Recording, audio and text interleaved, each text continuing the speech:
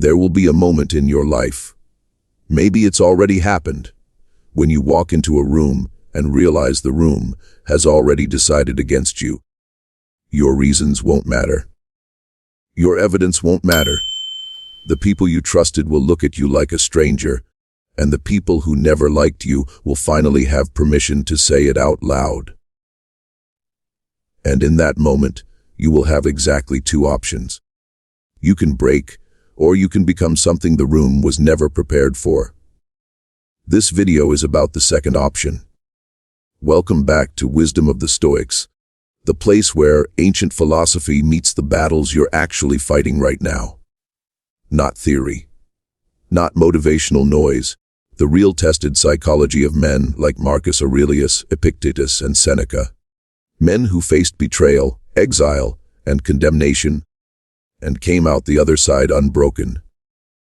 If you're new here, consider subscribing, because this channel exists for exactly the moment you're in right now. Here's something nobody tells you about being attacked, excluded, or outnumbered. It isn't the opposition itself that destroys people. It's the panic that opposition creates inside the mind. The Stoics understood this 2,000 years before modern psychology gave it a name. They knew that 100 enemies outside you are nothing compared to one untrained mind inside you. And they built an entire philosophy not around winning every argument, not around making everyone like you, but around becoming a person who simply cannot be shaken, regardless of how many people stand against him. Today, we're going to walk through exactly how they did it. We'll look at an emperor who had to keep ruling an empire while his own general declared war on him. We'll look at a slave who turned chains into philosophy, and we'll look at a man exiled by the most powerful woman in Rome who used that exile to become untouchable. By the end of this video, you won't just understand Stoic calm intellectually. You'll have the actual mental tools to walk into a hostile room at work, in your family, on your worst day, and stay standing while everyone around you expects you to fall. Stay with me. This one matters. Let's start with a man who had more reason than almost anyone in history to feel like the world had turned on him. Marcus Aurelius was the most powerful man alive, emperor of Rome, commander of the legions. And yet, in the year 175 AD, while he was away fighting wars on the northern frontier, exhausted and possibly believing he was dying, news reached him that one of his most trusted generals, Avidius Cassius, had declared himself emperor. Think about the psychological weight of that for a moment. This wasn't a stranger. This was a man Marcus had promoted, trusted, relied on. And now there were rumors the man had moved because he believed Marcus was already dead, or worse, that plenty of people in Rome wanted him dead and were simply waiting to see who would win. Marcus Aurelius in that moment was a man surrounded, an empire questioning his survival, a general turning provinces against him, senators recalculating their loyalties in real time, the way people always do when they sense weakness. Most rulers in history responded to this kind of threat with paranoia, purges, and bloodshed. Marcus did something almost unthinkable. He kept writing in his journal, the same journal we now call meditations, and in it he reminded himself again and again of a single idea that we're going to return to throughout this entire video. People will act according to their own nature. Expecting them not to is like being angry at a fig tree for growing figs. He wasn't saying betrayal doesn't hurt. He was saying something more useful. That betrayal is predictable. It is built into the nature of large groups of imperfect people operating under fear and ambition. The wise man doesn't act shocked when humans behave like humans. And here's the detail that should genuinely move you. When the rebellion collapsed and Cassius was killed by his own soldiers, Marcus reportedly grieved. He didn't celebrate. He had wanted the chance to forgive the man, not destroy him. He even reportedly protected the families connected to the rebellion from retaliation. That is what Stoic calm actually produces, not coldness, not revenge fantasies. The capacity to remain humane even when betrayed by people who should have been loyal. If you've ever felt that exact sensation, the room turning, the group chat going quiet, the people who were supposed to have your back suddenly recalculating, you are standing exactly where Marcus Aurelius once stood. The only question is which version of yourself shows up next. Now, let's go to someone with even less power than an emperor. A man with, on paper, none at all. Epictetus was born into slavery in Hierapolis in what is now Turkey. He didn't choose his name. Epictetus literally means acquired or added on, a word used for property.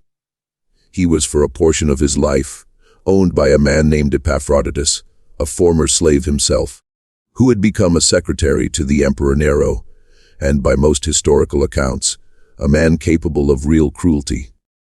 There's a famous, possibly embellished, but philosophically important story that Epictetus once twisted Epictetus's leg as punishment, and Epictetus calmly told him, "You will break it." And when it did break, he simply said, "Did I not tell you that you would break it?" With no anger, no plea, no collapse. Whether or not that exact exchange happened precisely as recorded, it captures something true about the man. Because Epictetus went on to build the single most useful piece of Stoic technology that exists for moments when the world is against you. It's called the dichotomy of control, and once you understand it, you will never see conflict the same way again. Here it is, stripped down to its essence. Some things are within your power, and some things are not within your power. Your judgments, your responses, your choices, your effort, your character. Outside your power, other people's opinions, other people's choices, the outcome of events, your reputation in rooms you're not standing in. Epictetus' insight was brutal and freeing at the same time. He said that misery comes from confusing these two categories, from treating things outside your control as though they were inside it. When you do that, you hand your peace of mind to forces you can never actually command. A leg that can be broken by someone stronger than you, a jury of co-workers who already decided their verdict, a family member who has chosen for reasons that may have nothing to do with you to be against you. Once you stop trying to control the room, you stop being controlled by the room. This doesn't mean you don't care what happens. It means you stop confusing caring with needing to control the outcome. You can care deeply about being misunderstood and still refuse to let that misunderstanding own your nervous system. Here's a practical way to use this today. The next time you feel the panic rising because people are against you, ask yourself one question. Am I currently trying to control something that was never mine to control? 9 times out of 10, the answer is yes. And the moment you see it clearly, the grip loosens. Tell me in the comments when in your life has Epictetus' dichotomy of control would have saved you weeks of suffering. If only you'd known it sooner. There's a third figure we need here, because he gives us the most vivid image of all 3 Stoics, Seneca. Seneca's life was, frankly, a minefield of people turning against him. He was exiled to Corsica for 8 years on accusations of an affair with the emperor's niece. Accusations historians still debate. He was later recalled, became advisor and tutor to a young Nero, helped guide the empire through some of its better years, and then watched, slowly and with growing dread, as that same student turned into one of history's most dangerous tyrants. Eventually, accused of conspiracy against the very emperor he had raised, Seneca was ordered to take his own life. He did so with what observers described as remarkable composure, comforting the people around him rather than the other way around. This is a man who knew, intimately, what it felt like to have the most powerful person in his world turn against him. Not once, but multiple times across decades. In his writing, Seneca leaves us one of the most enduring images in all of Stoic philosophy. He compares the wise man to a rock standing in the surf. Waves crash against it, spray flies into the air, the sound is enormous, dramatic, violent, and the rock does not move. Read that again, because most people misunderstand it. The rock isn't unaware of the waves. The rock isn't pretending the ocean is calm. The rock simply has a kind of internal density, a settledness, that the water cannot match. The waves exhaust themselves against the rock. The rock does not exhaust itself resisting the waves. That is the entire Stoic theory of staying calm when everyone is against you in a single image. You are not trying to stop the waves. People are going to talk. People are going to judge.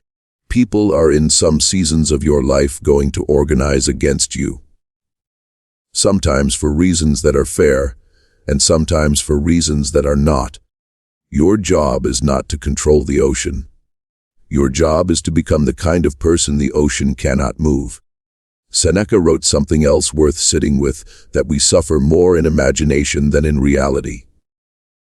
The anticipation of conflict, the rehearsal of confrontation in your mind at 200 a.m., the imagined worst-case versions of what people are saying about you, that mental theater does far more damage than the actual events ever do. This is why so many people collapse under social pressure before anything has even happened. They are drowning in a flood that exists only in their own head. Let's pause the history for a moment, because I want to explain why this feels so unbearable in the first place, because understanding the mechanism is half the cure. For most of human history, being rejected by your group wasn't an inconvenience. It was a death sentence. If the tribe turned against you, you lost protection, food, shelter, mating opportunities, everything. Your nervous system evolved, quite literally, to treat social exclusion as a survival threat on par with physical danger. This is why being disagreed with online can trigger the same biological alarm bells as being chased by a predator. Your prefrontal cortex knows logically that a stranger's opinion on the internet cannot kill you. But your amygdala, the ancient alarm system in your brain, doesn't know the difference between everyone in this meeting disagrees with me, and the tribe has exiled me into the wilderness to starve. That's why your hands shake before a hard conversation. That's why your chest tightens when you see your name mentioned in a group chat you weren't part of. That's why a single critical comment can ruin an entire day that was otherwise full of good things. It's not weakness. It's 80,000 years of evolution misfiring in a world that no longer matches the threat it's preparing you for. The Stoics didn't have neuroscience, but they had something almost as good: brutal self, honesty about how the mind distorts reality under threat. And their solution wasn't to suppress the alarm. It was to retrain what the alarm was allowed to fire for.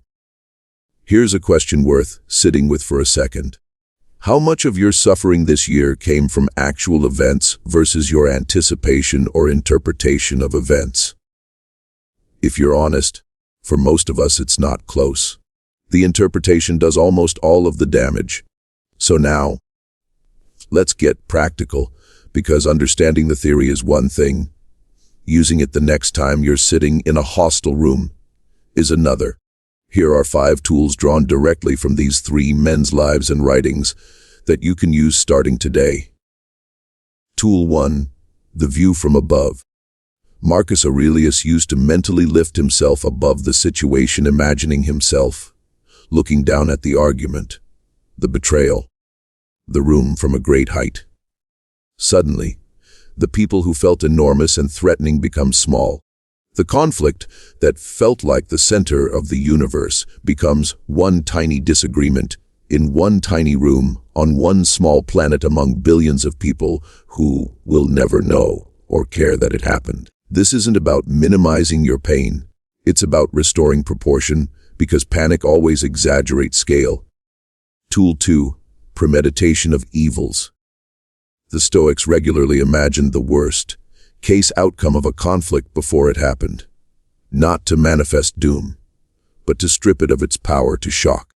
If you walk into a difficult meeting having already imagined the worst version of what could be said to you, and you've already decided how you'll respond with dignity, even then, the actual meeting, no matter how hostile, will feel smaller than what you rehearsed. Surprise is what breaks people. Preparation is what holds them together. Tool 3. The inner citadel.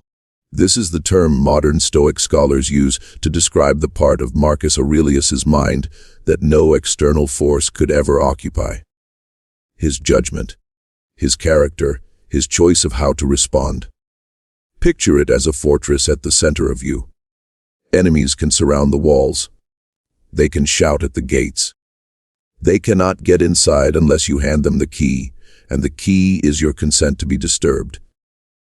Nobody can make you furious, ashamed, or panicked without your mind's cooperation. That cooperation is the one thing you control completely, in every room for the rest of your life. Tool 4. Separate the sting from the story. When someone criticizes or attacks you, there are actually two separate events happening. The raw sensation, which is small and passes in seconds, and the story you build on top of it. This means I'm a failure. This means they all secretly hate me. This means my reputation is destroyed forever. The Stoics insisted that almost all suffering lives in the story, not the sting. Practice noticing the moment you start narrating disaster, and gently ask, is this the actual event or the story I've built on top of it? Tool 5. Amor fati, loving what happens. This is the most advanced tool and the most powerful. Instead of merely tolerating opposition, the Stoics trained themselves to treat it as material, fuel for becoming stronger. Every person who underestimates you, every unfair accusation, every cold shoulder becomes an opportunity to practice the very calm you're trying to build. You don't need the world to stop testing you. You need to start seeing the test as the gym, not the punishment. Which one of these 5 tools do you think you need most right now? Drop it in the comments. I genuinely want to know because it tells me exactly what to cover deeper in future videos. Here's something the Stoics understood that most people today still don't. The reason opposition feels unbearable isn't really about the opposition. It's about how much of your identity you've outsourced to other people's opinions. If your sense of worth is built entirely on consensus, on everyone agreeing you're good, smart, right, likable, then the moment consensus breaks, your entire identity is in free fall. You're not just facing disagreement, you're facing the collapse of the foundation you built your self-image on. But if your worth is built on something internal, your own judgment of your character, your effort, your integrity measured against your own standard, rather than the room's mood, then opposition becomes uncomfortable, but it stops being existential. People can disagree with you all day long. They cannot evict you from a house you never let them build for you in the first place. Ask yourself honestly, how much of your current anxiety about being disliked is really about losing something real, and how much is about losing an identity you built on other people's approval? That question alone, sat with honestly, diffuses more conflict than any clever comeback ever could. Let me bring this down to something smaller than emperors and philosophers, because most of us don't face armies. We face dinner tables, group chats, office politics, and people we love choosing for a season to be against us. Imagine a man, call him no one in particular, because he could be any of us, who makes a decision everyone around him disagrees with. Maybe he leaves a stable job to try something uncertain. Maybe he ends a relationship his family thought he should fight for. Maybe he simply tells the truth in a room that wanted comfortable silence instead. And suddenly, the people closest to him go quiet in that particular way that says more than shouting ever could. Friends stop calling as often. Family members trade knowing looks. Even people who say nothing directly somehow make their disapproval the loudest thing in the room. He has two paths in front of him. Path 1, he spends the next year of his life trying to win back approval, explaining, defending, shrinking himself back down to a size the room finds comfortable, abandoning the decision not because he stopped believing in it, but because the silence became unbearable. Path 2, he does something almost nobody around him expects. He stops needing the room to agree. He keeps showing up, not louder, not angrier, not performing confidence. He doesn't feel but steady, consistent, unmoved in the way Seneca's rock is unmoved. He lets the waves crash, and he lets time do what time always does, reveal whether the decision was sound. A year later, in almost every version of this story across history and across ordinary lives today, something quiet happens. The people who doubted him don't always apologize, but they stop talking, and eventually some of them come back. Not because he convinced them with arguments, but because his calm outlasted their certainty. That is the actual reward of Stoic resilience, not winning the argument in the room, outlasting the room. You don't need everyone to come around. You need to still be standing undistorted when the noise finally settles, because it always settles. It always has. So, let's return to where we started. The moment you walk into a room that has already decided against you. Marcus Aurelius taught us that betrayal is predictable, not personal in the way panic makes it feel, and that even in betrayal you can choose to remain humane. Epictetus taught us the dichotomy of control, that the moment you stop fighting for things that were never yours to control, you take back the only thing that was always yours. Seneca taught us to become the rock, not the wave, to let the noise exhaust itself against your stillness, instead of exhausting yourself trying to silence the noise. None of this makes opposition painless. The Stoics were not pretending to be unfeeling statues. They grieved, they felt fear. They understood loss.